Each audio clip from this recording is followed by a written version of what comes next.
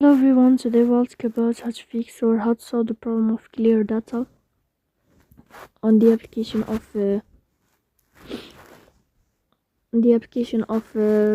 CapCut. We go to settings here.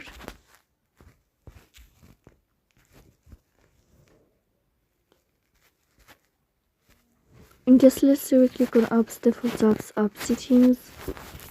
And above you will search about CapCut and you will click here. Then this page of app info, you will click on first stop and you will click OK. Here we go to this window of storage. Here in this page you will click on clear cache, but pay attention, don't click clear data because that can delete your account. In the end you can turn off your phone and you can wait a moment to restart your phone again, so please don't forget to put that by